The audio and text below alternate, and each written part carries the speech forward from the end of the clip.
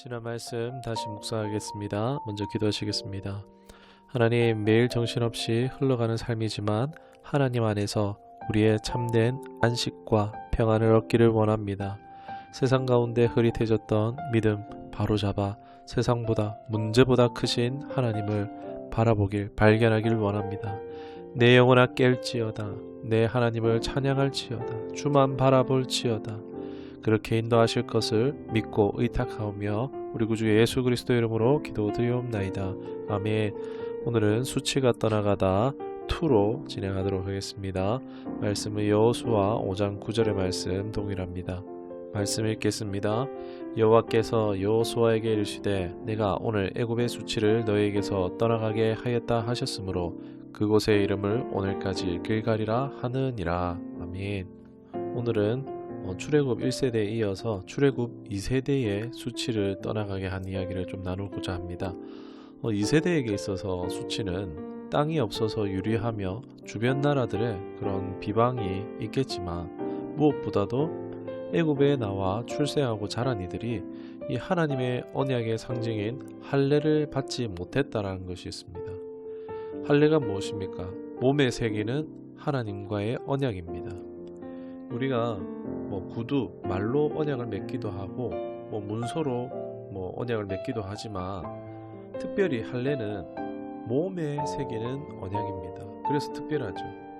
할례를 좀 굳이 쉽게 이해코자 한다면은 마치 양치는 목자가 자기의 소나 양들에게 새기는 인과 같습니다. 할례는 언약의 증포자, 또 일종의 하나님의 것, 하나님의 소유, 하나님의 백성을 표시하는 것입니다. 이게 노예나 죄수에게 있는 낙인은 부끄러운 것이겠지만 반대로 하나님의 소유로서 인침은 세상 무엇보다도 영광스러운 것입니다. 그런데 광야 2세대는 광야에서 나고 자랐죠. 광야에서는 할례를 또 행할 수가 없었습니다. 하나님의 것으로 언약의 백성으로 구별되지 못하는 아픔이 있었죠. 연약한 정체성으로 당해야 했던 수치와 수모가 그들에게 있었던 것입니다. 할례는 일종의 하나님의 백성이라는 신분증과 같습니다. 실제 우리 삶에 우리가 일상생활 중에 신분증에 대해서 별 문제 없지만 해외로 나갈 때 어떻습니까? 신분증 없으면 나가지도 못합니다. 들어오지도 못합니다. 오히려 구금될 수도 있습니다. 내 신분이 증명되지 못하면 곤란한 일을 겪을 수 있습니다. 의심과 모함 당할 수도 있습니다. 자기 증명이 되지 않으므로 여러 어려움을 당할 수 있는 것입니다. 그래서 우리는 신분증을 꼭 잘 들고 다녀야 합니다. 외부에서 볼 때 애굽 주인을 치고 나온 도망자, 난민 같았겠죠. 이것이 2세대에게 있었던 수치 중에 하나라 할 수 있습니다. 2세대는 1세대처럼 애굽의 종된 생활 그런 영향력은 덜했겠지만 그러나 이들에게도 아직 하나님 백성의 명확한 신분의식은 없었던 것입니다. 이것이 2세대의 수치를 할 수 있죠. 종의 신분만을 벗었다고 충분한 것이 아니죠. 그것도 감사하지만 그러나 그대로 있으면 어떻게 되겠습니까? 언제든지 다시 종이 될지도 모르는 것입니다. 즉 이스라엘은 새 신분, 새 정체성으로 옷 입어야 하는 것입니다. 가나안 입성 직전에 길갈이라는 곳에서 할례를 행하심으로 오늘 성경은 너에게 수치를 떠나가게 하였다. 여러분, 수치가 어떻게 벗겨집니까? 우리가 부자가 돼서 성공해서 수치를 벗을 수 있습니까? 애굽의 복수를 해서 수치를 벗을 수 있겠습니까?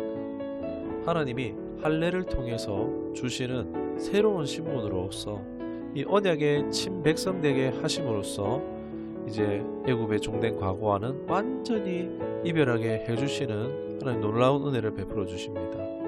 할례는 하나님을 알지 못할 때에는 부끄러움을 상징하는 그런 육신의 죄를 상징하는 그런 표피를 베어내고 하나님의 백성이 되었다라는 서역의 표지인 것입니다.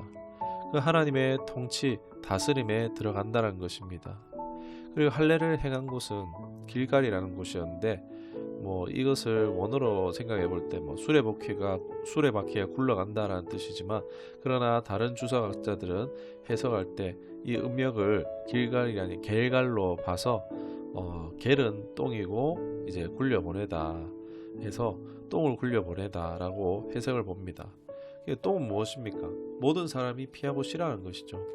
이스라엘은 할례를 통해서 그 수치, 그 똥을 버리고 하나님의 통치의 나라, 하나님의 백성으로서의 약속 땅, 축복의 땅으로 들어갈 수 있었다라는 것입니다. 이 할례가 얼마나 수치를 떠나보내고 하나님의 언약 백성 됨인 우리에게 마찬가지로 중요하다는 것입니다. 우리가 왜 예수님을 믿고 세례를 받습니까? 그냥 내가 종교인이라는 것을 나타내기 위해서요? 아니면 잘 살기 위해서요? 그것이 아니라 진짜 참된, 세상이 줄 수 없는 하나님이 나의 주인 되시는 참 행복으로 초대하고 있기 때문입니다. 여러분, 하나님의 통치의 땅, 그 축복의 자리로 들어가기를 원하십니까? 그 하나님의 통치의 땅에 들어가기 위해서는 할례를 행함과 같이 내 몸에 우리는 언약을 새겨야 하는 줄 믿습니다. 바울은 마음의 할례를 행하라고 했습니다. 로마서 2장 39절에 오직 이면적 유대인이 유대인이며 할례는 마음에 할지니, 내 마음에 잡다한 것으로 얽혀져 있는 그 겉가죽, 그 표피를요 벗겨내는 것입니다. 엄청 아프겠죠. 그 벗겨낸 그 자리에 오직 그리스도라고, 십자가 사랑이라고 새길 수 있어야 하는 것입니다. 내 마음이 찢어지는 고통이 있어도 예수님을 내 가슴에 새길 수 있는 우리가 될 수 있기를 원합니다. 내면에 대가가 있어야겠죠. 피 흘리는 고통의 과정이 필요하다는 것입니다. 그냥 안 보이는데 덮어두자, 안 됩니다. 우리에게 반드시 예수님으로 우리 안에 새게 됩니다. 이 과정은 반드시 행해야 합니다. 우리의 수치는요, 세상의 지위의 낮음이 아닙니다. 부자가 되지 못함도 아닙니다. 신앙생활 오래 했으니 복을 많이 받았느니, 응답 많이 받았느니 뭐니 해도 마음의 할례를 행하지 않는 것, 여전히 육신의 사람으로 살아간다면 이것은 수치스러운 것입니다. 그리스도인이 성령의 사람 되지 못하는 것이 어쩌면 가장 수치스러운 것입니다.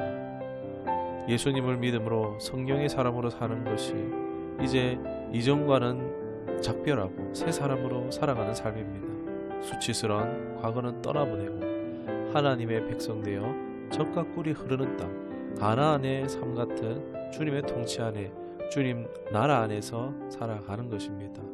이 참된 안식과 평안이 있는 삶이라 할 수 있습니다. 정리하겠습니다. 1세대의 수치는 애굽에 종살이한 수치죠. 바로 내면에 입은 상처로 비롯된 열등한 자아, 그릇된 자아의 수치였습니다. 비록 그들의 몸은 구원받았지만 내면은 해결받지 못했습니다. 하나님과 애굽을 비교하다가 다 광야에서 쓰러져 갔죠. 애굽에 과거가 없었던 2세대만, 그리고 갈렙과 여호수아만 이 가나안에 들어갈 수 있었습니다.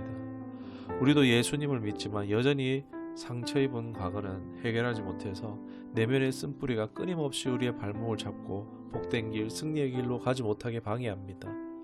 이스라엘 이 할례를 받음으로써 수치를 떠나갈 수 있게 했던 것처럼 오늘날 우리는 마음의 할례를 받음으로 이 수치를 떠나보낼 수 있습니다. 마음의 할례, 곧 예수님을 믿고 영접함으로 보내신 성령의 세례입니다. 모든 수치는 떠나가고 하나님의 통치를 누리게 하실 것입니다. 이제 육의 사람이 아닌 영의 사람 되므로 이전보다 또 날마다 예수님으로 자유, 평안, 승리 누릴 수 있기를 축원합니다. 기도하겠습니다. 하나님, 모든 수치, 모멸, 상처, 아픔, 눈물, 근심, 걱정, 염려 다 주님께서 담당하여 주시니 감사드립니다.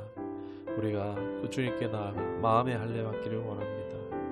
내게 주님이 주시는 새 정체성이 입혀지기를 하나님의 사람으로서 성령의 통치와 인도함 받기를 원합니다.